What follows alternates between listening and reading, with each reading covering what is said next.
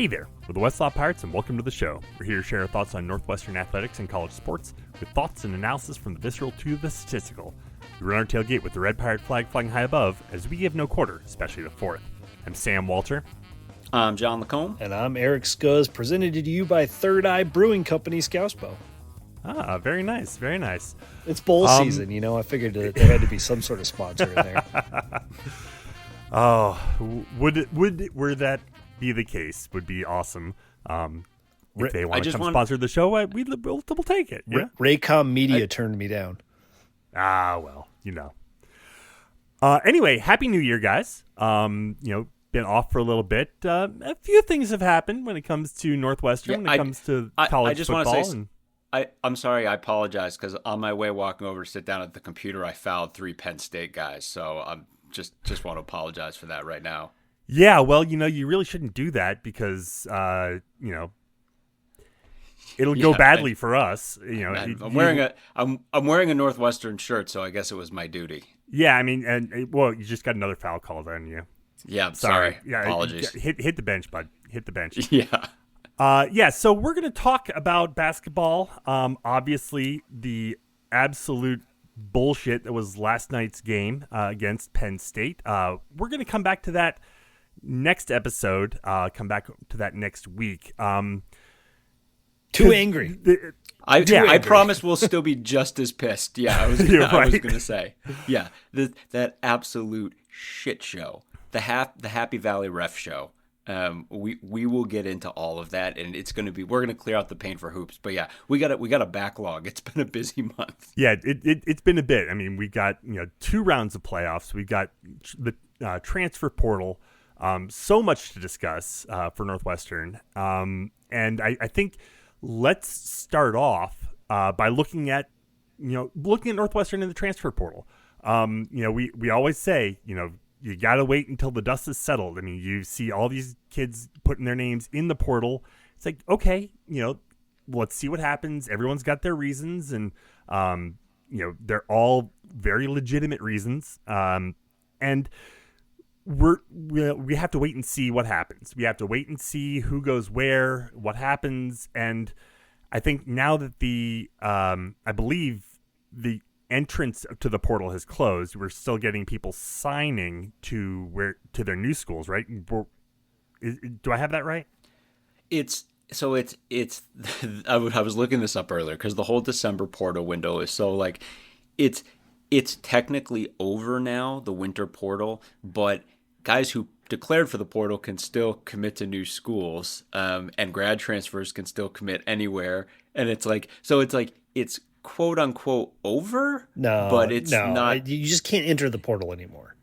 Right, okay. You just can't enter the portal right. anymore. It's that's it. All right. So you can't go in, but you can still come out, and that obviously based on all the different academic calendars and whatnot. Again, harken back to our conversation with Mark Jackson a couple weeks ago. If you haven't had a chance to go listen to Northwestern's new athletic director, Mark Jackson, please take the time because that was just an incredible conversation. But nonetheless, looking at Northwestern, kind of where things stand, we knew that Josh Thompson, Devin Turner, Theron Johnson, all kind of the biggest names to go into the portal.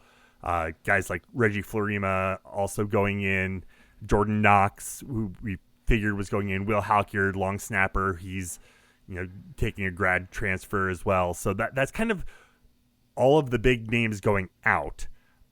Just quickly touch on them because Josh Thompson. What better situation for Josh to end up at LSU? I mean, that's awesome. It is, and it's a big one.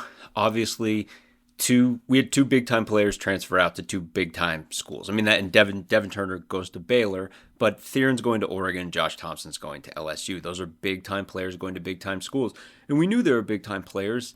It speaks to the fact that Northwestern has developed some really great players and that you're going to lose some of those players. And I think Northwestern Nation wrings our hands over it because of the academic standards, etc. We believe that it has historically been so hard to replace what we lose in the portal. that's historical. I think so far the portal has been very good to us in terms of what has come back in this season, and we've talked about it, and Scuzz has been on it, and you don't say it's been good coming in. Interesting. Yeah. We shall get there, right? But I think what's sometimes the forest that's sometimes lost through the trees, right, is Northwestern doesn't lose a lot of players through the portal. Like compared to other schools, I think we had, like you just listed all those guys as like 6 or 7 players and a couple really impact players. And it stinks anytime you're losing players like that, but you have to accept that there are going to be really good players, and that players, especially guys who get their degree, which applies to all these guys, that's the kicker, are going to exactly, are going to transfer other places. I think it's a positive way to frame it is, look at the way Northwestern was able to recruit and develop really excellent players. Another thing that really speaks to this, you've got Josh Priebe, who started at left guard for a Michigan team that finished their season beating Ohio State and Alabama in back-to-back games, right? And you've got Rod Hurd playing nickelback for Notre Dame right now in the Final Four of the CFP. So you've got big-time players who have moved on and found other opportunities. And, you trust in Northwestern's ability to continue to develop. Hurd had a massive play last night, I might add, ending a Georgia drive, breaking up a pass in the end zone, forcing a field goal. Like I got all excited, and all the Notre Dame people around me are like, wait, huh? Who's that? I'm like, oh, that's my guy. Like, shut up. Right. And it's like these are great players who proved themselves in Northwestern, moving on to other places. And again, there is no big bloodletting here, right? We don't have 20 guys in the portal. This is a small group of guys. We all stress about it so much because we believe it's really hard to replace top players, and that's been the missing piece. And we're working on that and getting better at that. Well, the natural target of that stress is to start immediately questioning, like, oh, is the program broken? Is something wrong? Do they not believe in the coach or the scheme or the whatever? And sure, there are going to be some guys that are upset about playing time or whatever. A lot of times it's so much more simple than that, or more like human than that. Like what we understand with Thompson is, this is a guy with his degree, just wanted to see what the options were. And coming back to NU was one of those potential options. And within 72 hours of being in the portal, had a absolute avalanche of offers from the best schools in the country. And so why wouldn't he want to go test his mettle in the SEC, learning from a staff that routinely puts guys in the NFL, that puts them on the biggest stage with a chance to maybe get some hardware as the year goes on. So I think it is understandable why we react in the moment when we see guys put their names in the portal, and we want to point the finger and figure out what is the reason, what's the problem with us that caused them to do that. And a lot of times it's not how it plays out. Yeah, and it's not necessarily them being disloyal to Northwestern at all. It really is about opportunities. You mentioned all these guys have their degrees. They're doing what's best for them. And I can say I'm sure, I obviously can't say with 100% certainty, but like, it doesn't seem like any of these guys are going out, with burning their bridges on the way out. It seems like everyone's leaving on really good terms. It's, if anything, the exact opposite, right? Like Josh Thompson is someone, I feel like we've talked about this on the pod, but we've gotten to know Josh Thompson's family a little bit. They love Northwestern. And at the Illinois game, I sat in the end zone of Wrigley right next to Theron Johnson's family. They love Northwestern too. And if you're saying, well, if they love Northwestern, like, why are they leaving? Look, like, for all the reasons you guys just said, like, you're not going to have 100% retention rate. And as much as you want the very best guys to be the guys, those guys have really big offers. Like, right, just look at Josh Thompson's offer list in the portal. He had his pick of big-time schools, okay? But you can look at that as what we're saying about these families as a proxy for everyone. People who come to Northwestern love Northwestern. And that's why we're not losing 25 guys in the portal every year when other schools aren't. As many other teams are. Many other teams are losing. Right, absolutely. Like they're turning over 20 to 25 guys. Like Indiana, each of the last 2 years. Michigan State's another one. Wisconsin this year has been hemorrhaging guys. And when you're talking about those numbers, I do think you can start to ascribe some concerns with scheme or coaching or whatever, and changes that happen with a staff could certainly create a bit of a waterfall. But we're talking about 6 dudes at Northwestern. 6 dudes. Right. That's incredible. That's incredible. That if anything, that is a testament to what Northwestern offers and how the program comports itself. Absolutely. And again, like, we're not blind to the fact that, these are 3 holes at positions of need. There's no doubt about it. And we lost our right guard. 4 when you include Knox. Right, exactly. And 4 when you include Knox and the road that got us, that whole road, right? Like 100%. And then you pivot to what comes in through the portal. And that's the thing. In years past, there's been slim pickings. And I think everyone in Northwestern Nation, we're all united in the feeling that Northwestern was slow on the pickup on this game in general, right? But you can't look at what Northwestern's pulled back in through the December portal and not be excited about it. Like, you just can't. And I think the biggest thing, to think about as we talk about, Northwestern was a little bit slow on the uptick. We've talked with Jacob Schmidt several times, and every single time, what has he said? Northwestern is going to do it the right way. It's the Wild West out there. Yeah, everyone's just like throwing everything at the wall to see what sticks and offering like multi-million-dollar NIL deals. I don't think everyone's doing that. Well, but your point remains that there's definitely some craziness. Right. But I think there's a lot of teams. Let's not put Northwestern on a pedestal of one, because that generally doesn't go well. Sure. Well, but also too, we know that Northwestern, Louis Vaquer, it was that thing. Louis Vaquer, Wildcat Report, put the article out where Northwestern was like, they had there is going to be an elevated commitment this year in the portal, starting right here in the winter portal, and that extends to NIL, and it extends to working with admissions and lining everything up. It's all the stuff we've talked about, and we talked about with Mark Jackson, etc. I don't know what to say. That's borne fruit. Like, the proof is in the pudding. You look at what Northwestern's pulled back in through the transfer portal, and I'm not saying we don't still have more needs. We absolutely do, but you can't reasonably expect Northwestern to have done much better in December than Northwestern did in this portal. And just also real quick before we get into the inbound guys, let's not overlook the NIL portion of things. There's money being handed out, absolutely, right?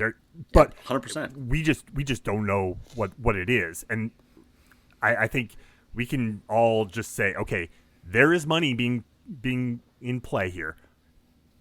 We're gonna like, I'm feeling I don't want to touch that side of things because I just have no clue what the dollar figures are, and in a lot of cases we never will. So it's $100 million. I'm just not worried about it.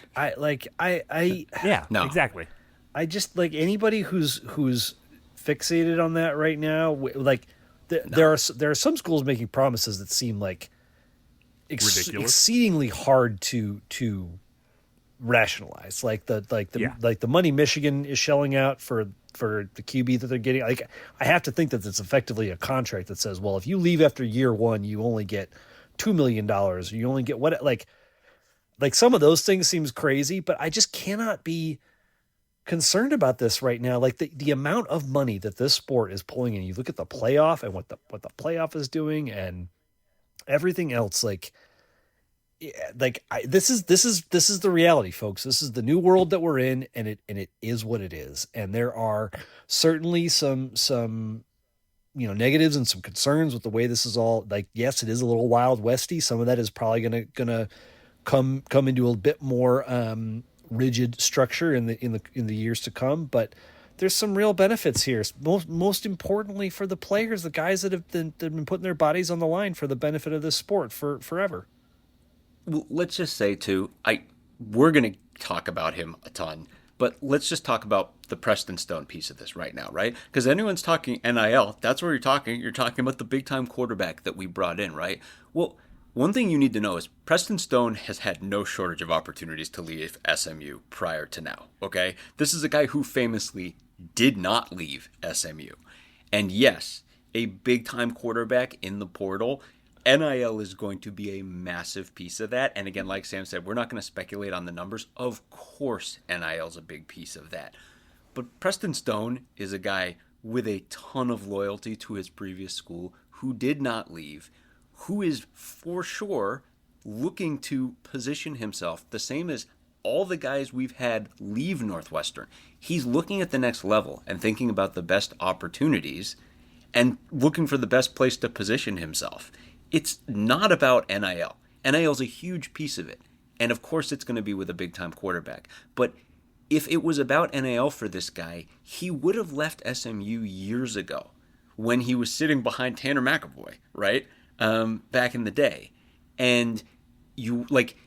It's necessary to be at the table. Yeah, it's table stakes. But that's not the thing. Yeah, right. Exactly. I think people should really try, and I get it's hard because it's different and it's new and it rings of like mercenaries and this sort of thing. Like try to put that aside. Think about NIL like facilities that remember the days of like, whoa, the PlayStation, the waterfall, the crazy, like facilities are just table stakes now. The lazy river and the yeah. In a world where every Big Ten school is getting $100 million, every school, not shared, $100 million per school per year from the Big Ten network alone. That's not gate. That's not boosters. That's from the Big Ten network. $100 million in that world. Right. You can build whatever effing facility you want. It's just table stakes. NIL, it's just table stakes. Guys are not moving around for the money. They're not chasing the bag, as Coach Prime said. Right. This is just part of the deal now. Right. Yeah. 100%. So with that said, we mentioned the guys going out. Let's talk about some of the guys coming in. I don't know. I feel like maybe the way to go at this is to just see how long we can hold me back from talking about Preston Stone and just. Well, that's the one everybody wants to hear about. No shade to Stoney. Let's hit everything else and then we'll finish with the big QB. Yeah, sure. Chase Farrell, wide receiver from Stanford's coming in. Liam Reardon, the long snapper from Akron. Xavier Gray. Pause. Liam Reardon, getting that long snapper is a really excellent addition given Will Halkyard going out as Northwestern's long snapper from last year. For sure. Xavier Gray, a mountain of a man, coming in to play offensive line from Liberty. Yeah, huge. I didn't think there could be a tackle bigger than Caleb Tiernan. And somehow Xavier Gray is bigger. He's, what is he? I think 6'9". 6'8", 6'9", 340. 6'8", 6'9", 3. Yeah, he's an absolute monster of a human being. And first team All Conference USA to plug in at right tackle. Phenomenal. Defensive back Andarius Coffey comes from Memphis. We were lucky to have a little bit of intel. Our friend Gary Seegers, friend of the pod, you guys know him, Winning Cures Everything. You know him from our Unhinged Draft show every year. Big Memphis football guy. I mean, he's a big Alabama football fan, but he's very plugged into Memphis football. I mean, he works in the university. Right. Athletic department, basically. Yeah. So he very much. We went to him immediately, and Darius Coffey, tell us about it. And he's just like, this is a team first, lunch pail, hard hitting guy he's just Mr. Teammate. Mr. Team first and really good against the run. And he's like, you're going to love this guy. It's like, fantastic. So figure he's going to get plugged right into that safety rotation. We needed a really valuable safety to add to that rotation, losing Devin Turner, and he is 100% that guy. This is a name that sounds familiar. Yanni Karloftis. I know we've spoken about his brother plenty, and we mentioned him as well as we've looked at Purdue in the past few years. With excitement. Yeah. He's a good linebacker. I mean, he's not, he's not like the number one linebacker on the board, but he's a really good linebacker. He's a plug and play starter. He's a great football player. And we've talked about this before. This is something that I'm going to talk about more when we get to Preston Stone too. But we know that Purdue has just been a shit show for the past 2 years. And particularly on defense. It's been a defense without depth and without organization. And as we talked in the summer about Purdue, Purdue had a bunch, like 5 or 6 impact players on that defense, okay? Karlaftis was one of them. They had a freshman All-American in Dylan Thieneman on that defense. And the defense as a whole was a mess. But this is the thing that we'll talk about more. That's not our problem, okay? Like, this is a player who is talented and viewed really highly, and that's without question. And what was going on at Purdue is what was going on at Purdue, and you don't need to absorb that baggage. He is just a really good player from, obviously, as Sam said, a Titanic bloodline. He has a brother tearing up the NFL with the Chiefs right now. Fortunately, he will not be playing this weekend against the Broncos. Is Kansas City fielding a team for that game, Sam? Theoretically. But so he's an awesome football player and a really good athlete. And, this is a guy where the stats haven't quite matched up, but no one questions the talent. And you put a guy in that, you potentially can put him in a situation where he'll really show out for you. So then there's Preston. Anyone else? We heard some rumblings that Preston Stone might be in the picture. We started watching SMU's playoff game against Penn State and watching them just get absolutely curb stomped, and hoping that if they were going to make a quarterback change, it wouldn't necessarily be to Preston Stone, because we didn't want to. If things happened, we didn't want to see him get hurt or anything. He did not play. No more than 5 minutes after the game, the official announcement: Preston Stone's coming to Northwestern. So either this was done well in advance, or Northwestern had someone waiting in the tunnel at State College with the papers for him to sign coming off the field. I'm guessing it's the former. Yeah, given it was kind of leaked ahead of time, and then I'm not surprised, right? Like the guy took a visit. He knew he was in the portal, and he, to his credit, stuck around for SMU and break glass in case of emergency. If the starter got hurt and they were in a tight fight, they were getting smoked, so there was no reason to put him out there. But this is awesome, and I kind of just want to let John cook, because John's been John, you've been on a bender. You've been diving deep into this kid for a long time, so the floor is yours, my friend. There are so many pieces about this that are absolutely fascinating, not the least of which is his absolutely phenomenal raw talent. But one of the pieces, so here's kind of the big piece, and I sort of talked about this a little bit when I talked with Yanni Karlaftis. This is a situation with Preston Stone that Northwestern fans are used to working in the opposite direction, right? We mentioned some of the guys in the portal recently, but let's take a guy like Ben Skoranek, okay? Ben Skoranek is a guy who has an unbelievable career at Northwestern. He's at Northwestern for all this long period of time. He plays so well for Northwestern, right? The numbers, the overall production, we all remember the catch at Iowa, etc., right? And then there's that whole mess, right, of the 2019 season. And then after that, Ben Skoranek looking at the unsettled, and he's basically like, I've got to go. Like, I have 1 year. I have to find a way to get myself into the NFL. I can't assume that Northwestern's going to pull in a quarterback in the portal who's going to help facilitate that. I have to make this move, and he goes to Notre Dame, right? The whole reason I bring... he is still playing in the NFL today. 100%. It was the right move, and he should have done it, and he did, and it worked out. Now, we all know Peyton Ramsey ended up coming, but Ben Skoranek had no way of knowing that, right? He had to make that call at the time. But the reason I bring that up, and we've had a couple other situations, and we've mentioned some of the ones just in the past 2 years in the portal, right, that are somewhat similar in some form or another. But the point is, if a Notre Dame fan went to a Northwestern fan when Skoranek transferred and said something like, well, if he was so great and he's coming into Notre Dame, like, why didn't he have good numbers for Northwestern last year? Like, why is he leaving at all, et cetera, et cetera? And any Northwestern fan would have been like, that's stupid. You don't need to trouble yourself about that for a second. You're getting a great football player. And that is what any SMU fan would tell you about Preston Stone.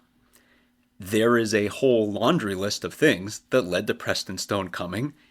I'm going to explain a bunch of it. You don't need to trouble yourself with any of it.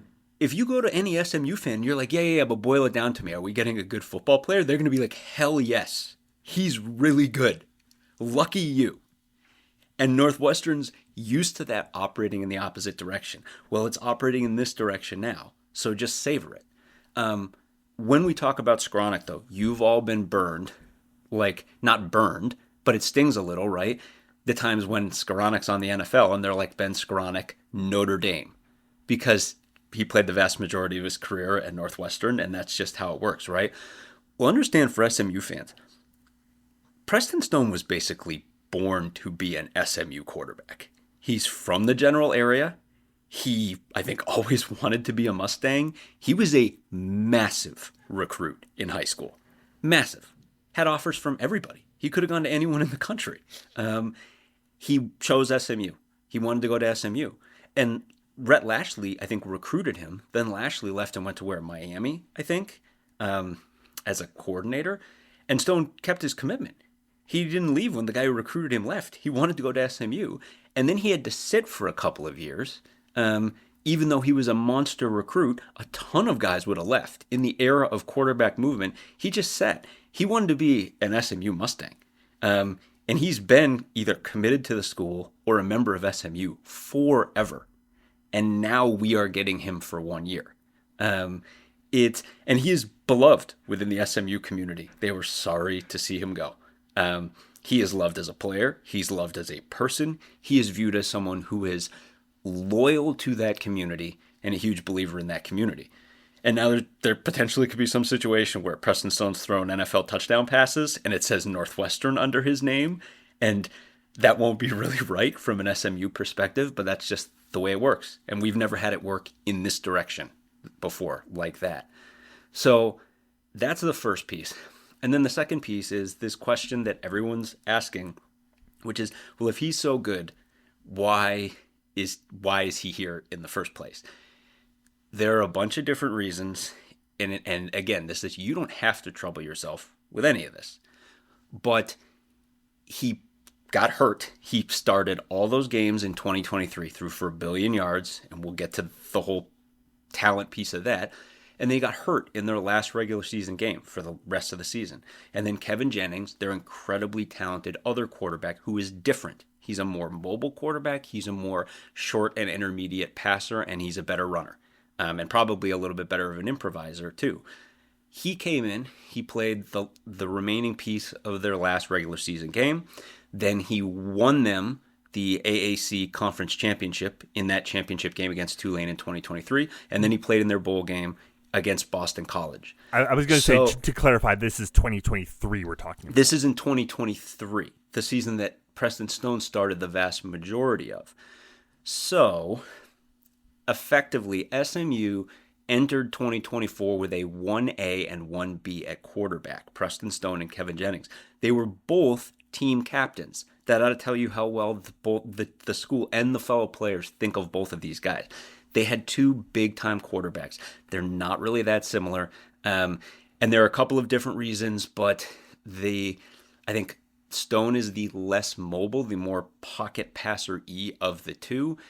I think they had a very strong, incredibly strong, non-Power 5 or now Power 4 conference offensive line in 2023.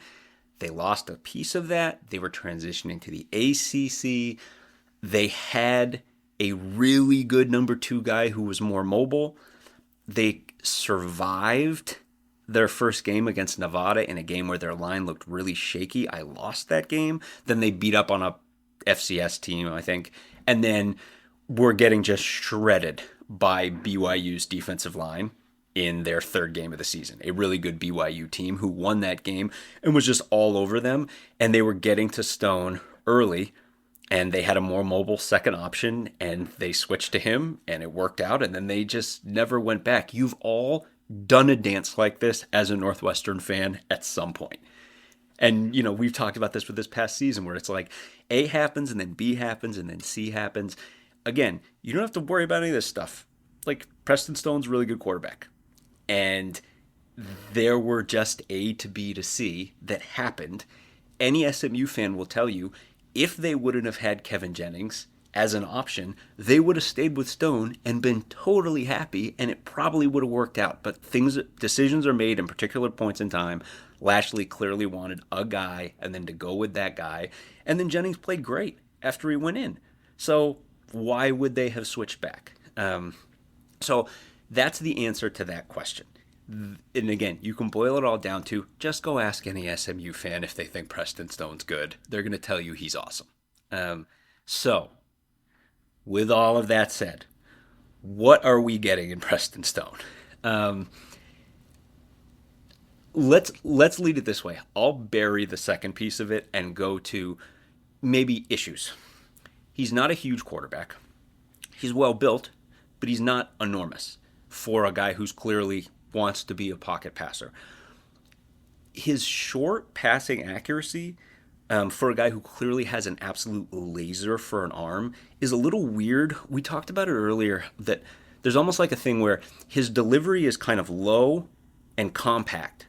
So for a guy who's running, it's kind of hard to throw with that kind of delivery without resetting yourself. So sometimes you'll look at a pass where maybe he's rolling out and there's a running back open in the flat, and you're like, man, how, like, compared to some of the other passes you've thrown, how did you not hit this running back squarely? And it's like, well, there's this little thing.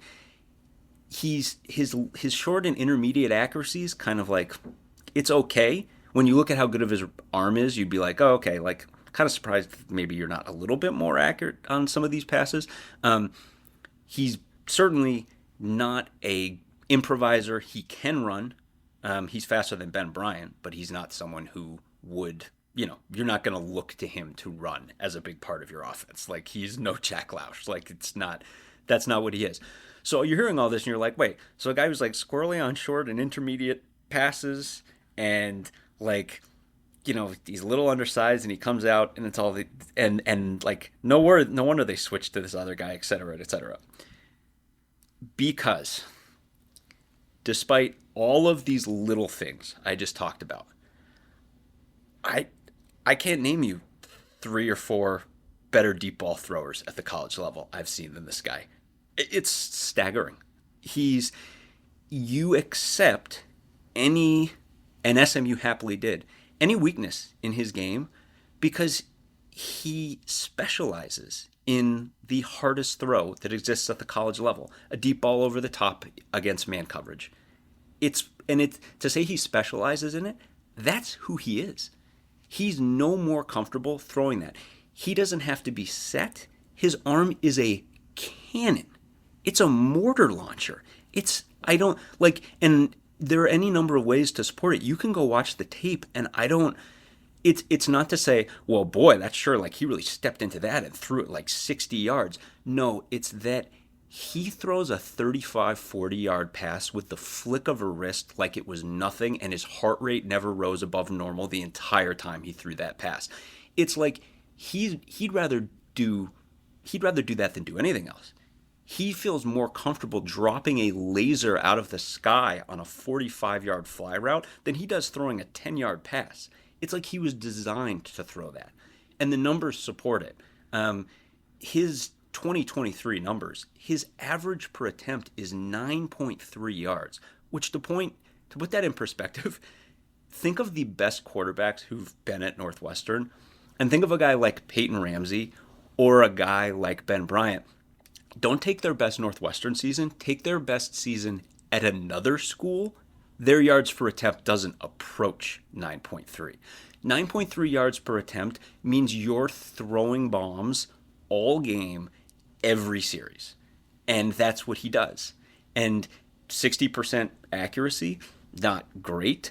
But when you consider 60% accuracy for a guy who's just throwing bombs all day, it's insane. Like, you watch this guy game after game after game. He uncorks some plays. You can go the entire. I can take you all the way back to the beginning of his playing career. His second game he ever started was on the road at Norman. First or second series, he uncorks this bomb down the right sideline. We're just the flick of a wrist off his back foot. He's not even set, and it looks like radio controlled. And then you can fast forward a whole season later to a play in that they basically had to have, or they were probably going to lose to Nevada, third and I think two from inside their own 10 late in the game when they were down by like 10 or 11, and he uncorks this deep ball down the right side where you're like, he's got a guy in his face, he's not set, it comes out of his hand and you're just like, how did you do that? And it's not an accident. He does it again and again and again. One crazy stat I found, go back to 2023. Bryce Kurtz, if you look at Northwestern's 2023 stats with Ben Bryant and Brendan Sullivan, our average, so Bryce Kurtz was our leader that year in yards per catch. He averaged 14.3 yards per catch. That made him Northwestern's leader in 2023. In yards per catch, Bryce Kurtz would have been 12th on SMU's team in 2023. There were 11 guys who they're just catching bombs. And you watch the highlights and it's like, this is ludicrous. It's just airmail all day. And again, I'm not telling you he's the perfect quarterback. Like, again, there are other issues, but I've never seen a guy who so clearly specializes in one thing when that thing is the hardest thing to do. And like, that's the thing. This has probably been known since he was 8 years old. He's from Texas. Everyone's like, this guy has one of the most special arms I've ever seen. And that's why he was a huge recruit. That's why he went to, major school. That's why everyone offered him in the country. That's why he threw for 1 billion yards and was an all-conference performer in 2023. And through some freak connection of events, now he is a Northwestern Wildcat. And I've expended a ton of wind on this. It still just blows my mind. I find him fascinating in every single way, including to watch on film. I mean, needless to say, and John, like, yeoman's work digging through everything under the sun on on Stone. It honestly was cocaine. I can't looking at yeah, this guy's exactly film like is filled with the Christmas spirit. Were you? Yeah. Well, like, suffice to say, we're all really, really flippin' excited about this, and I think it's important to note, like, it doesn't, like, there's no guarantees here. This isn't, there's a lot of other parts of a football team that got to work in concert. This doesn't, this isn't easy button. Oh, fix everything. But quarterback is the most important position, and we have seen Northwestern have a lot of trouble at this position. In the years that we've been bad, this has been the primary culprit. And I think the one major point that I would call out with Stone that gives me, I'll say, optimism for next year, because like we've seen this go sideways. Hunter Johnson, Ryan Helinski. Mm-hmm. I'm gonna call Mike maybe? Wright incomplete because we don't know. Sure. We don't know. He only played 2 games at quarterback. But when we've brought in a veteran transfer QB, Great point. Ben Bryant, Peyton Ramsey, it has gone well. Those other guys have all been young. This past year, we played a freshman, sophomore, whatever, 10 out of 12 games, guy that had never started. And exactly why that happened, the machinations behind closed doors, we may never know. There may have been a injury we're unaware of. By all accounts, it sounds like Mike Wright is going to come back and play wide receiver for Northwestern this next year. That, like, just saying that out loud seems just wild. That's how this is playing out, but like, it is what it is, and we don't know enough details as to the why. But what's so exciting about Stone is he's a veteran commodity who has had tremendous success on the field. He's seen it. He was a captain 2 years in a row with SMU. That's always a critical sign of a guy who's playing that leadership role, that vocal role within the locker room. And this is the best possible thing that could happen for Northwestern to hope for a rebound in 2025. Yeah, it's all. I think too the fact that we're all so like there have been so many unsettled Northwestern quarterback situations in recent history, and not only is this super settled, there is no quarterback where, and I'm not saying, just like Scuzz said, this does not mean we have all the answers, but there is no quarterback in the country where it is more easy to identify what he does well than Preston Stone. It just, you throw over the top with him. And this is known by everyone. And he's just unbelievable at it. Anytime there is a play that breaks down, the fire route for every Northwestern receiver is just going to be go deep.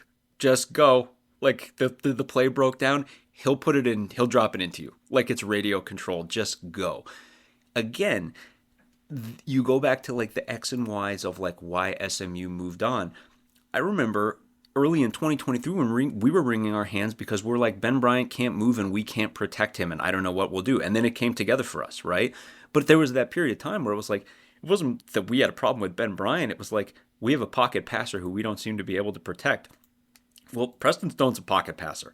He's not slow, but he wants to be in the pocket because he can extend all day. He'll wait and wait and wait because he knows it's a flick of the wrist for him. He can flick a wrist and throw it 40 yards downfield, and he doesn't have to have his feet set to do it.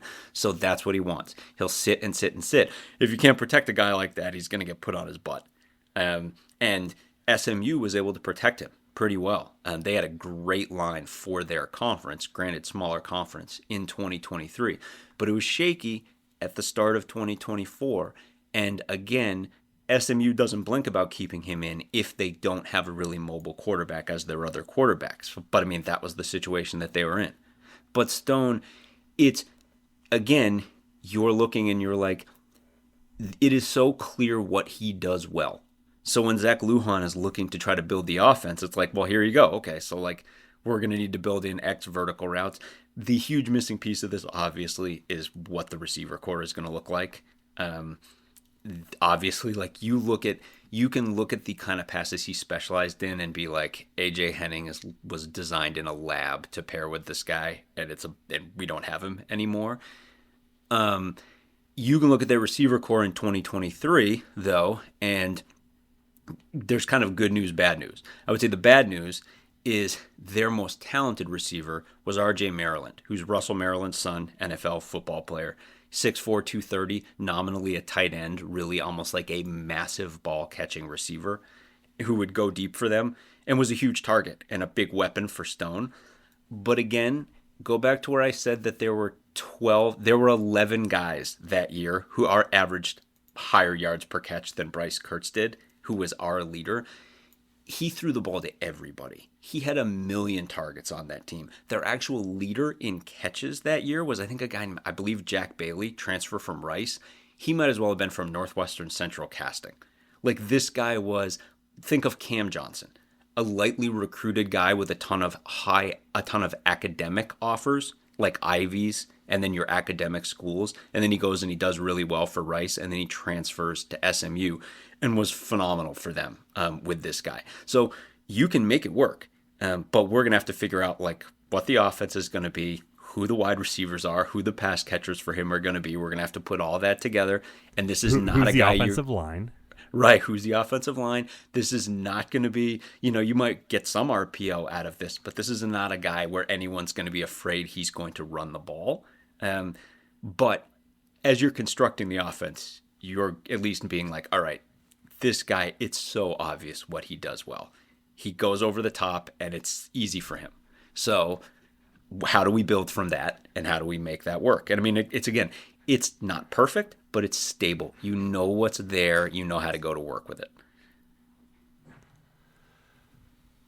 Very, very, it's so exciting, and it's awesome that, he's coming, and, there's still a long way to go before next season starts. Yeah. Spring practice, the second transfer portal window, there's a lot to come, but we have some answers coming off of last season, and again, the fact that we're playing in the winter transfer portal is just total shift from where it's been in the years past. I also think it's just instructive on like the doom and gloom that we all feel in the waning weeks of a bad season. And the number of takes out there, and this is never going to go away. So I realize this is like old man shouts a cloud here, but like the takes. I mean, that cloud's got it coming, man. Yeah, right. But like the takes out there in week 8 and 9 and 10 of, oh, they better win this game, or we're going to fire the offensive coordinator. Nobody's ever going to come to our school, blah, blah, blah, blah. Like, guys, chill the F out. It's just it's just not how it works. Northwestern's got a lot of stuff going for it. It is not a perennial playoff team. It is not a perennial conference contender. That's just never been true. And may we someday, aspire to those heights. I really hope so. I would love to see it happen. There are going to be ups and downs. But this program, these coaches are not bereft of any potential. And you would have thought that this program was going to need to be shuttered if they didn't fire the whole coaching staff after week 11. Oh yeah. And there was definitely that narrative out there. It's just bananas. I think I keep coming back to the fact that we received word that Northwestern was making a commitment, a real commitment to work with admissions and to develop NIL to be competitive in the winter transfer portal. And then that's exactly what happened, which is, I'm just like, that's so great. I mean, if there's ever a time to be optimistic and be like, look, they did the thing, look. And then the second piece, and multiple people have pointed this out on Twitter, that it's like landing a big-time quarterback in the portal, has a way of positively, let's say, influencing wide receivers in the portal or whoever else to do, or offensive linemen, etc. If I haven't hammered it home yet, and feel free to go watch 2023 SMU tape, there is not a sexier quarterback for a wide receiver than Preston Stone. It's glory throws. That's what it is. It's deep balls. It's, you'll be a star on tape if you catch this. And I'm going to get it there. You just have to catch it. This is the kind of guy wide receivers want to play with. So it's huge building the early momentum and having this settled, and then actually heading into the spring to be like, we actually have a piece of this. But I mean, it's like, right, everything Scott said, and it's just like optimism that Northwestern has developed this piece of this necessary piece of the college football equation. And now hopefully, we'll not cart before the horse. We need more offensive linemen. We need to build depth at that position. Pulling in a big time tackle was great. But we have several guys coming off injuries, and we need guys. But that can be handled. I have faith, based on everything we saw in the winter, that we're going to get some of that going forward. If you or a loved one is seriously injured by someone else's negligence, hire Kent Simpson of the Simpson Law Group. After over a decade prosecuting murder cases in Chicago, Simpson opened his own firm focused on wrongful death and personal injury cases. He specializes in car, truck, motorcycle, boat, and other transportation accidents, as well as construction accidents, medical negligence, slip and falls, product liability, and more. Millions recovered for clients. No fee unless he wins. The Simpson Law Group. Compassion, empathy, and vigorous advocacy. Go to simpsonlawgroup.com or call 312-332-2107 for a free consultation. And go Cats. So I do want to talk about the college football postseason. And I want to get to the playoff in just a second, but we talked after the last pod as we were getting into bowl season, like, do we want to do the Westlaw Pirates bowl bracket? And all three of us sort of came to the realization, like, because I mean, the playoff has been what it is, and we're going to talk about that in a sec, but like the bowl games really have, I mean, we knew that this was going to be, the effect of expanding the playoff is going to come at the expense of the bowl games. I cannot think of a non-playoff bowl game that has really just gathered everyone's attention by virtue of the play on the field, not because they have a mascot that's a Pop-Tart or or Cheetos or mayo being poured all over PJ Fleck. Well, here's the thing. I don't think it's about those bowl games or how good or bad that they are. I think it's because a ton of people aren't even paying attention. Even if there was a bowl game that had an incredible storyline or play or whatever, I think people are missing it. I'm a college football junkie.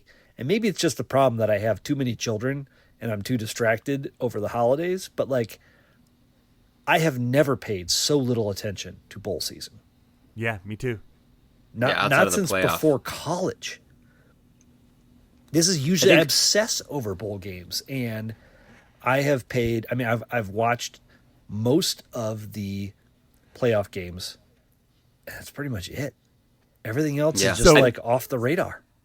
Pop quiz. Who did Iowa play in their bowl game? Missouri. Okay. I didn't. You had that you had that off the dome. Good job. I mean, I'm not living under a rock, but I haven't watched any of it. I also know that Iowa lost 24-27. I know a bunch of the teams who played. I think you're truly right that I think for the non-playoff teams at this point, the bowls are truly purely for the fans of those teams, right? I think you're just not going to get much casual interest in non-CFP bowls unless, again, there's a Pop-Tart being ritually sacrificed in a giant toaster at the end of the game, in which case the eyes of the nation, the eyes of the collective nation are upon it. But that game was insane. Like that game, Iowa State, Miami, 42-41. I mean, that was an awesome game that ended up with Pop-Tarts being sacrificed ritually, and the whole Cam Ward sitting in the second half and blah blah blah blah blah. Yeah, but I mean, still right. I mean, but it is. It's. I think it is. I mean, there is way less attention now, and that doesn't mean, again, for the teams who are in those bowl games, because Northwestern's going to be going to bowl games in the future. We are still going to care just as much. I think you're just going to get less casual interest. I think the playoff quickly is starting to overwhelm everything. I mean, Michigan beats Alabama, and that is not headline news on ESPN for a week. Or headline news only for the way it related to the playoff. Yeah. As far as it related to Ohio State. As far as it related to Ohio State and as far as it related to Alabama not getting in and all the hand-wringing. It was like that game, Michigan-Alabama, was defined completely through the lens of what people had been saying about the playoff, which is, for a freaking bowl game between Ohio State and Michigan and Alabama. That's pretty Not crazy. just that, but a game where, I guess Michigan's big running backs didn't play, but Jalen Milroe played. Ryan Williams played. Wait, is that he's 17, right? Yeah. Big if true. Did anyone mention that? I don't know. Maybe. I know some of the defensive guys, passed on the game, et cetera, because they're preparing for the NFL draft. Michigan's, two big running backs didn't play, but still, this was a game with real star power and two massive teams going up against each other. I paid zero attention other than to just scoreboard watch, did Michigan win? Oh wow, Michigan won. Okay, cool. Move on. And I can't emphasize that it's enough. My experience is not, I don't want to cast it out on everybody, but I have to think that if me, a guy that used to absolutely obsess over every one of these games, is barely even paying attention, that the needle has moved generally for most folks, and that's I'm frankly surprised. I was at how little attention I have for this. I was right there with you. Yeah. I mean, it's an adjustment, I suppose. Theoretically, it's like the NIT-ing of bowl season. Yeah. That is not part of the tourney, and if the tourney expands again, which I feel like it probably will, almost certainly. Yeah, they have to get rid of the buys, and the on-campus games are so successful. If not next year, certainly the year after, you're going to see 16 teams and a full slate. Yeah, if there is a theme this year, it is a theme that it is an incredibly successful system that needs major tweaks, and that because it is the first time and because it does need tweaks, there just the nation cannot wait to give you their opinions about what should be changed and what should be done. And literally the discourse of this entire CFP has been overwhelming at times. So playing this out, and you just said that the letters NIT, don't you guys think that the ultimate fate of some of these other bowl games is another secondary bracket underneath the CFP? Oh, that would be fascinating. Where, like, you know, the Motor City Bowl and the Sun Bowl winners face off in the Gator Bowl, and so on and so forth for like another 16 teams, and you end up with 16 in the top tournament and 16 in the bottom tournament. The Pop-Tart Bowl must be the national championship game of this tournament. That would probably take care of a lot of the opt-outs. People love a bracket. People love a bracket. If you're playing and for that, not that an gives exhibition, you something to play for. Right? Yeah. You're playing for something, not just like, oh, you know, I want the strawberry Pop-Tart or the raspberry or whatever. Right. Which is a major incentive on its own, but that's a really interesting. Now the other question is like, do you have enough like good teams with enough good players who wouldn't opt out to make that work? Yeah, that's a good question. And especially in this year where like I feel like one of the things with this tournament, and there's just no real way around it, is you're going to have but a handful of teams, 3-4 teams, maybe 5 in a given year, who truly have all the ponies to go for that national title. And right now we have 12 teams getting in. It's going to go up to 16 teams getting in, and you're going to get some ass kickings. And that it just is what it is. It doesn't invalidate the system. It just you're going to get these early round games that just don't go the way that people want them to. But yeah, it was the hand wringing over that is fine. But the nature of the hand wringing, especially particularly with Indiana, that's the main one that I think has so many people pissed off now. Is Indiana came out, didn't look particularly great against Notre Dame, and then people could not wait to bury Indiana. And Indiana's performance in that game has only gained luster as the season has gone on. Pretty sure Indiana lost by less than Georgia. Sure did.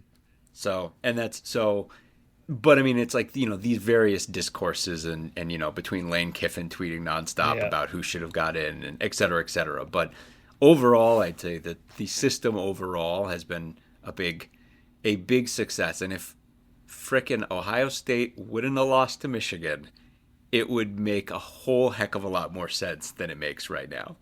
Yeah, we would have gotten the Ohio State-Oregon trifecta potentially that we had talked about before the season. Yep. So let's talk about just that first round. The 4 home teams won big, but just to watch those games, I mean, it was cold as ass at Penn State, and to have SMU going there was really, I mean, it was cool. It was really neat. And like Ohio State, it was really cold, and the Notre Dame Indiana game, like, to see the elements coming into play was really, really neat.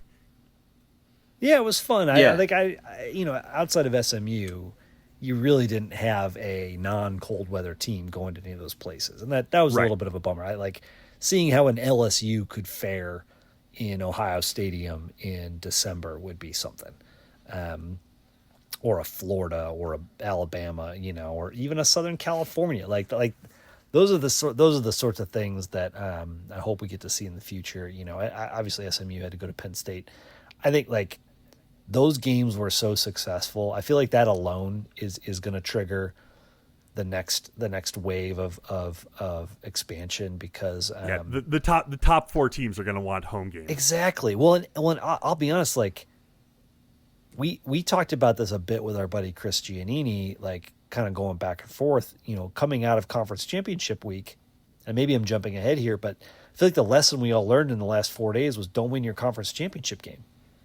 Yeah. Because there's like in past college football playoff era, both teams had been sitting for weeks and weeks and weeks before they started playing. And so if the first quarter of Michigan versus Texas, or Michigan versus Alabama, I guess, is a little squirrely because both teams are kind of getting their sea legs back, it's not a big deal because it's both teams. But now, this past weekend, we saw a, fully ready for bear Ohio State just obliterate what looked like a sleepy Oregon. Texas struggled with Arizona State. Georgia made but Texas catastrophic jumped out to an early errors. lead. Texas jumped out early, and Arizona State came back. Like, Arizona State actually woke up. Yeah, true. That's our game. True. That's by far the best game. I don't even know what second place is for best game of the tournament. But I guess the point being, and then Boise State made a ton of catastrophic errors as well. Like the quote unquote top seeds, I think really seemed to visibly struggle not having played last week. The time off was so long that I think it became, relative to their opponent, I think it became a detriment. And like Dan Lanning was very clear, like, that's an excuse. We're not taking it. They just came that's out fine, and beat us, which is fine. And I don't want any of those teams to take that excuse. I'm just looking at it objectively and thinking like, gosh, I think when the discussion we had with Chris Giannini that I alluded to was, well, would you rather win your conference championship game and have a bye, or would you rather lose your conference championship game, get a home game where you make a butt ton of money and do awesome stuff and destroy an opponent, in front of your fans, like exactly in front of your crowd, but then build up that momentum and build up your preparation for the following week, and that seems to have paid dividends in spades for every one of the teams that had a home game. Oh, Penn State for sure, and not only that, but also in terms of just. For Penn State, I was talking about this with you guys maybe a couple days ago, but from a fame perspective, I mean, you're going to see this. We see this in March Madness. Guys are minted in March Madness, right? Players become household names in March Madness. Penn State's tight end alone. Like, those guys they are playing their best football in all their big games, starting with the Big Ten championship game, and it's a huge vehicle for the popularity of a program like that. I think. Interestingly enough, I mean, you talked about like the bye and don't win your conference under the current system, which again, this will be scrapped. I think this first iteration happened to coincide too with, at this point, we don't know that this is not true. We don't know that the three best teams in the nation may all be Big Ten teams this year, or it could be Oregon, Ohio State, and Penn State. Like, that's still potentially possible. And I was thinking like, it's totally possible. Like, what if Ohio State doesn't poop the bed against Michigan, right? Well, then let's say they play Oregon in the Big Ten championship game and win. Now Oregon has to be a 5 seed. That's a team that was the number 1 team in the nation all season long, and they would have to go into this tournament as a 5 seed. That's just not just bad for them. That wrecks the bracket for some other team. Like, and that's the thing. Like, you had Penn State sitting down as a 6 seed. If Oregon's the 5 seed, then they're getting Clemson to go to Eugene. Right, which would be, I mean, that's great. Yes, please. I mean, yeah. Right. I mean, it's just like there was no situation where you have, again, Ohio State, by blowing that Michigan game, kind of wrecked everything because they had to go down to a lower seed. But there was no situation where between Ohio State, Oregon, and Ohio State, Oregon, and Penn State, that at best 2 of those teams weren't going to be 5 and 6 seeds, and it's like that's not sustainable. So I disagree with you, because here's the thing: like, if Texas had beaten Georgia like they should have in the SEC championship game, Georgia would have been a lower seed than Ohio State. Same thing in what was the other one that was a surprise? If Clemson hadn't beaten SMU, right? Then Alabama's in and Clemson's out. Yeah, I just like I would say in this case, the bracket was going to be a mess regardless. Well, is my point. Right. No, you're right. I mean, I'm not crying over spilt milk here. I think you're right. I mean, at the end of the day, the point, I think they'll probably do away with the buys. Just because I think, like, to your point, I think people are going to want these home games. And also, I think the seeding thing is going to be something that they're going to have to take a really long, hard look at, because and like Boise State, no one ever wanted Boise State to get a great seed. Everyone just wanted them to get in. Yeah, right. They're in. Should they have been the 3 seed? Probably not. Right. I mean, it's like everyone wants these teams to be able to say they had a path, right? And it's like that doesn't mean you need to deliver them like a perfect thing, yeah, it's right? Just, just settle it on the field. That was always the issue before. Is like Boise State is 13-0 and looks awesome, and then they go beating Oklahoma in the Fiesta Bowl, and we're supposed to pretend that they wouldn't have had a shot in a national championship game. Like that's the part that sucks. And I think like this bracket was always going to be goofy, like no matter what. Even if Ohio State had beaten Oregon and had gotten the number 1 overall seed, like Oregon had the number 1 overall seed and had the toughest path. Yeah. So like the bracket was broken to begin with. Like that Michigan game had nothing to do with it. Right. And look, like there is an argument to be made that if it's still 4 teams, Ohio State maybe doesn't get in. They're probably teetering on that 4 or 5 spot. That's the most interesting proposition in my opinion. And maybe they don't get it at all. And obviously, they are your betting favorite to win the national championship right now. Well, I'll tell you what, Penn State definitely doesn't get in if it's only 4 teams. Oh no, right, absolutely, right, right. Yeah, I like that's a really interesting piece of it. The other one, the bigger problem I have from a seeding perspective is that there's kind of no. I think a real bummer would be if the national championship was Ohio State versus Penn State. Yeah. I just think that's a real letdown.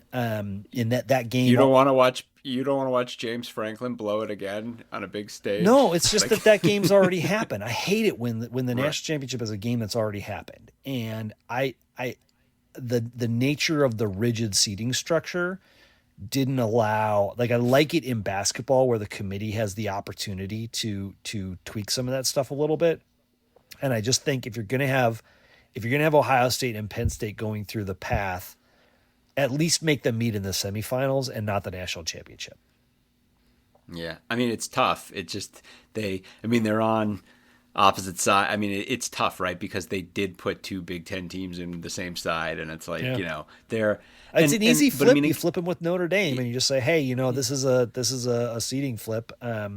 I guess that's hard for Penn State that they got to go back against Georgia. Yeah, it's tough. I mean, again, these are the problems you're going to have, right? And this is the trade-off. Like we all wanted this. We all wanted a chance for an Indiana and an SMU to be able to get in, and a Boise to get in, and they got in. And you know what? Like that's like there is going to be a price that's going to be paid for that, and they are still going to have to hammer out the wrinkles to this. But and yeah, we've only had one great game so far. But I mean, like, yeah. There are going to be plenty of great tournament games. There's going to be plenty of SEC teams in the future. Like, don't need to cry about it. Like, Alabama's going to play lots of playoff games. It's overall. The SEC complaints. got 3 teams in. I don't know what they're complaining about. Right.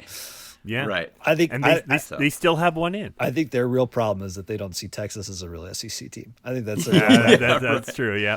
Call a spade a spade. Absolutely.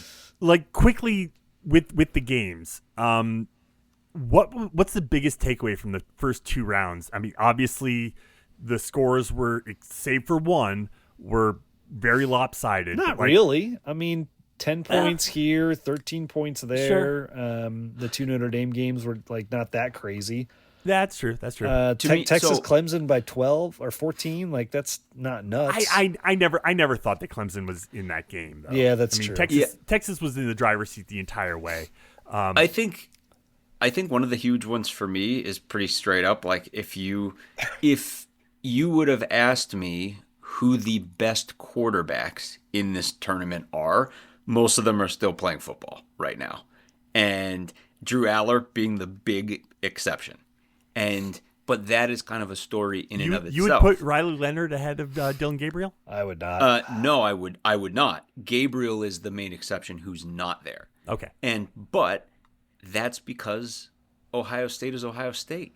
And that's the thing, is that Michigan game makes no friggin' sense other than that Chip Kelly's scheme was horrific. And it will never sit any better than that, right? I mean, that is what it is. What do you mean by Ohio that? That State, it doesn't make any sense? Because I know you've said this over text. I No, just can't wrap my head around that statement. No, well, I know he did a really. It just they did an unbelievably stupid thing. Like, I mean, I get that part of it makes sense, but it's like Ohio State never should have lost that football game. I mean, it's like they are. But there's one of those. pretty But that clearly happens every single season. They shouldn't does. have lost It to really does. Michigan last year or 2 years ago. Well, either. but like they, knowing what they know now, I think they go back and they just handle that game. But I mean, like, I think Alabama and the kick six like that. But I feel like this is the lifeblood of college football. Is these insane things that happen. I totally Arizona agree State should have beat Texas. Arizona State had Texas beat. They had them beat. I agree. I mean, I'm just saying, like, I think taking them back, like, that's why Dylan Gabriel isn't in this round, only because Ohio State's so flippin' good. And if that Michigan game hadn't happened, there would have been no doubt about that. I mean, at the end of the day, right? I mean, we had Oregon beating Ohio State in the regular season, but that was basically based on the game being in Eugene, and that's exactly how it went down, right? I mean, that game was like a whisker. And if you would have told me later in the season on a neutral field, Ohio State is going to stomp Oregon, I would have been like, okay, like, that's not too surprising to me. I think the stomping, I didn't see the stomping that, like, yeah, Ohio State wins, sure. I didn't see the domination. The way they did. But going back to what we said about Chip Kelly, because Ohio State knew friggin', hey, guess what? You have an entire NFL receiving core and an awesome quarterback, and maybe that should be the basis for your offense. Yes. No, I think they were angry. I mean, this is like Kurt Signetti, putting up 66 on Purdue, right? I think I think they quickly learned from their mistake, and then you saw them execute almost perfection. Yeah, and we've seen that happen before, right? Like, what was the Big Ten championship game where, like, Nebraska was this absolute behemoth, and they came into the Big Ten championship game, and then Wisconsin mopped the floor with them, or the I can't like. There's been it wouldn't have been. Nebraska's never made the Big Ten championship. No, there's been. But I know the game you're talking about, but something like Wisconsin like throttled. Maybe it was Wisconsin throttling Ohio State or something like totally preposterous. Like we've seen. Like, those things happen, and because of this sport, things can get away from you, right? Like, Ohio State hits those two big massive Jeremiah Smith pass early on, and all of a sudden Oregon's reeling, and Oregon is still, like, in first gear because they haven't played in 3 weeks. I like that piece again, and Sam, I misspoke earlier because Arizona State was the team with the bye. And they were sluggish off the bat. You corrected me that Texas jumped out in front of them. I don't think it's a surprise that here in the semis we have the 5, 6, 7, and 8 seeds. Yeah, it's wild. Yeah. No, I mean, these are, with the exception of Ohio State, these are all the teams I expected to be here. But if you would have told me prior to the Michigan game that Ohio State was going, I mean, like, Ohio State's an incredible football team, like, and they were all season long. These are, I mean, again, though, it's like you got Quinn Ewers, you have Will Howard, and you have Riley Leonard, and those are all awesome quarterbacks with good football teams behind them. Aller, again, is the exception, but his team is playing so well right now that's the thing. It's like, this is just like you get this in March Madness, but Penn State is the team cresting at the exact right time. Like, everything's clicking for them. I just don't think they've been tested yet. Yeah. This is another one of those, like, when you look at the bracket and the way the seeding's played out, giving a team, like, and no shade to these other squads, but giving a team SMU and Boise State 2 rounds in a row just doesn't seem right.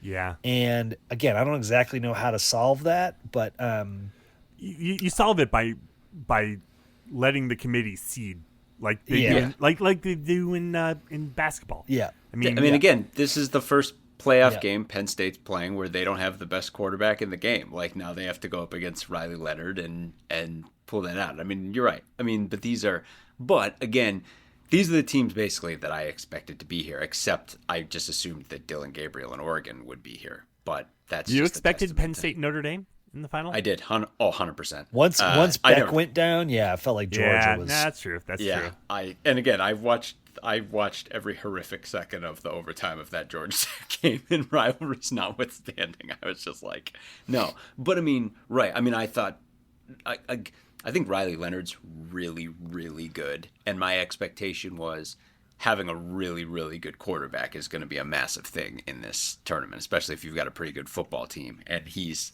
cresting right now. It's funny because there's not a single Notre Dame fan I know that would describe him as a really, really good quarterback. Oh my God! Here's the thing though, like Aller's a better passer than Riley Leonard.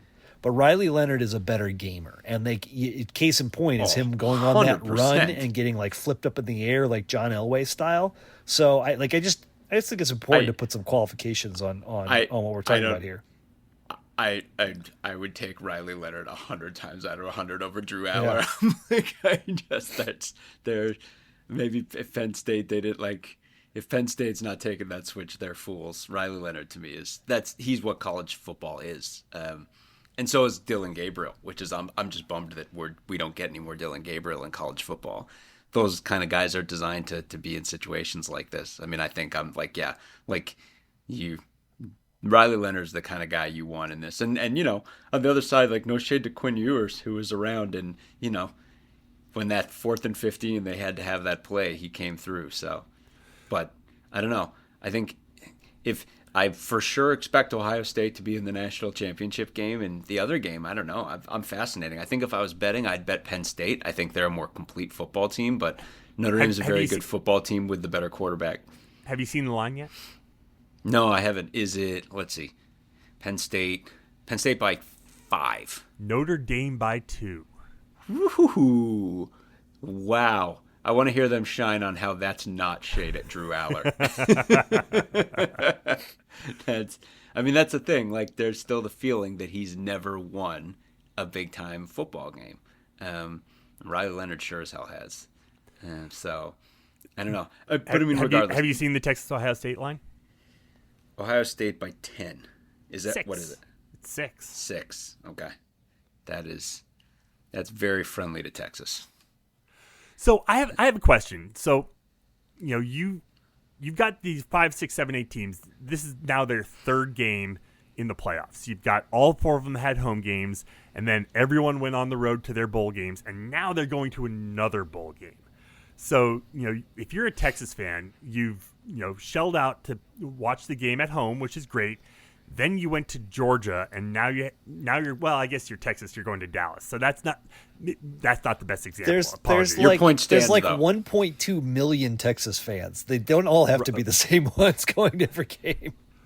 But no, I mean, like if you're a fan and you're sitting there, it's like, okay, am I going to buy tickets to the Peach Bowl or the Cotton Bowl, or am I going to wait for the national championship? What's your play? So I heard Ty Hildebrand talking about this a bit on the Solid Verbal podcast a week and a half ago, because he was saying he was nervous about Penn State's mindset going into the Boise State game, because over the holidays, he's like, I heard a lot of people are getting Orange Bowl tickets for Christmas or buying Orange Bowl tickets for their friends and family, etc. Like, there's a lot of looking ahead to the Orange Bowl. And I think I think some of it is probably geographic, right? So I bet a lot of Texas fans had this Cotton Bowl game. I mean, like, it will not be hard at all. I mean, like, you can throw a stick in any direction in Texas, and as long as you throw it more than 10 feet, you're going to hit a Texas fan.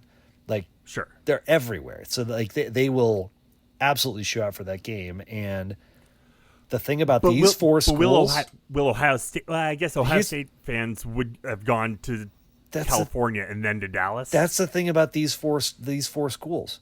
They have such gargantuan fan bases based everywhere. I was going to say, Sam, Arizona State would be different. Arizona State they are a pretty huge school, though. I think, Sam, my brain was working exactly the same as you were, because as a Northwestern fan, subconsciously, I'm like, well, if we don't all keep going to every one of these games, how are we going to fill the stadium? And it's like, there is just a mob desperate to get in, and they can't all get in. So, like, you know, I assume, like, they'll fill the seats some way or another, but maybe not by the same fans. Where's the championship again? Atlanta, I think. Atlanta. Okay, yeah. So I mean, you've got Texas possibly going back to Atlanta, where they would not be able to bring Bevo again. Did you see They can't bring Bevo to Atlanta? They were not allowed to bring Bevo to Atlanta against Arizona State, and they made a huge deal today when they allowed Bevo to go to Dallas. But of course Why can't Bevo go to? I don't understand. This is why it was a thing, and is it because Bevo tried to gore the dog a few years ago? Probably. This is why Dion needs to keep building the program, because I need a Ralphie tour all across. I need Ralphie in as many stadiums as possible. Well, I argue it was Uga's fault for getting too close. Don't tease the bull. Did you see Ralphie's run at the Alamo Bowl? I did not. I missed it. She did not. She had no interest in being there. She just basically walked. She's like, this is not my home. just like the football team. This is not my beautiful house. This is not my beautiful wife. Amazing. Just was like, how did I get here? Funny. The walk, yeah. That would be pretty great. Different tours of just Ralphie walking out in Atlanta and being like, "The heck is this?" And just sitting I'm going back in the box. Yeah, that would be. Have they ever considered that situation? Because what if Ralphie does sit down in the middle of the field? What's the move there? There's no real move. I mean, normally the worry is not that she's not going to go; it's that she'll get loose. Well, that's what I mean. That's what I mean. Because she's gotten loose, but I've never seen her just just sort of wander out.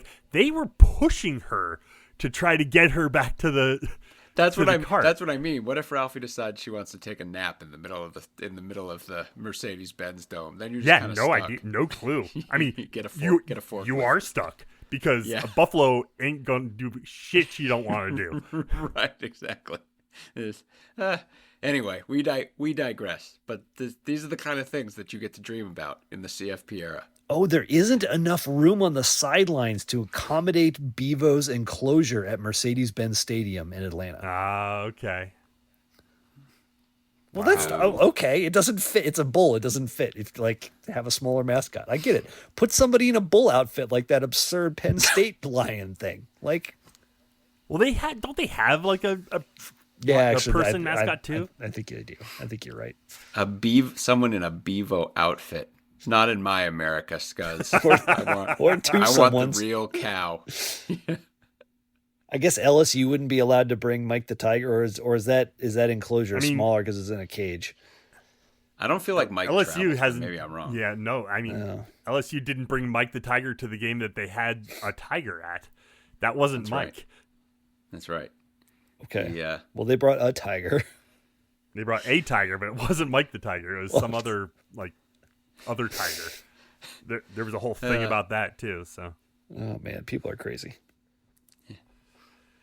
Anyway, the playoff is fun. It's got a lot of problems. Is fun, but it's fun. It is. Yeah. Agreed. Completely agree with you. It's made for a lot of interesting hot takes, and can't wait to see how those continue. And as we're recording this on January 3rd, we've got a week before the Notre Dame Penn State game and Texas Ohio State, and then obviously another 10 days till the championship after that. Ohio State's to win, right? If Ohio State's playing the way they played against Oregon and Tennessee, they're to me, yeah, that's an absolute juggernaut. I mean, I think they'll get. Penn State gave them a great game the first time, and it could totally happen again. And I think Notre Dame could do too. Texas, it'll take a miracle. I disagree. I think, yeah. So I think Oregon's defense has not been great all year. That's true. I think they've been susceptible to some stuff. And you've seen teams with great defenses like Penn State, like Michigan, hold Ohio State in check. And I think Texas has a great defense. Maybe whether Texas can keep up with this version of Ohio State, even with that good defense playing great. I think it makes sense that Ohio State's favored. I think this game is closer than you guys are suggesting. I don't know Maybe. if I'm saying it's going to be a blowout. I mean, I think I could see Ohio State blowing out Texas more than Texas blowing out Ohio State. To me, for me, I thought Ohio State was the second best team in the nation all season long, right up until that Michigan game, which exists on an island separate from the entire rest of the season. And that's not to say that Ohio State doesn't deserve a massive fat L in that game, because they 100% do. But every bit of Ohio State I've seen the whole rest of the season, they were the number 2 team in the country, and then they absolutely throttled the number 1 team in the country. So I'm like, they're playing the way that they, the very best that they can play right now. And again, I think there's a really good chance they run into a Penn State team that's doing the exact same thing right now. But Texas is here by a miracle. And again, Texas can really run the ball, but against Ohio State, I don't think so. And anything, I mean, we'll obviously come back and talk about the semis and the championship as we get closer. And like I said off the top, we'll be, really pivoting to hoops further, because, God, we'll get there. We'll get there. Sorry, we will get there. I was at the Northeastern game. That was just a whole hell of a lot of fun, and we've got a lot of basketball to talk about. I think Purdue on Sunday, so we'll have that. Right. We'll have that to digest too. Oh, for sure. Any last thoughts before we get out of here tonight? One thing, we didn't specifically touch on it, even though all of the parties involved have been mentioned at some point on this pod thus far. It is particularly special for us. It's super sad that we lost Josh Thompson into the portal, and that he is at LSU now. But we obviously, our friend of the pod, Chris Giannini, you all know him from our draft show every year, huge LSU fan. We are all just over the moon that our 2 teams share a big time player now in Josh Thompson. And for us, the absolute dream would be for Josh Thompson to have an absolutely incredible season at LSU, somehow leading to him slipping into the end of the first round of the NFL draft during our live draft show, right about when we are 4 hours in and all absolutely 10 sheets to the wind. And then all of us just losing our collective minds to him getting drafted. That's the dream. And maybe there's only a 1% chance of that happening. Maybe there's a 5% chance. Maybe there's a 10% chance. But it's on the board now, and we're all excited. Well, so with that, we'll go ahead and leave it there for tonight. Head to our website, westlawpirates.com, where you can leave comments and questions. Find us on Facebook, Twitter, Instagram, YouTube, Blue Sky, pretty much anywhere, social media-wise, where we are at Westlaw Pirates. And you can always email the show, westlawpirates@gmail.com. Tune in next time as we give our visceral and statistical views on Northwestern athletics. And look for us in the west lot of Ryan Field flying the red pirate flag, because we give no quarter, especially the fourth. For John Lacombe and Eric Skasba, I'm Sam Walter. Thanks so much for listening. We'll see you next time.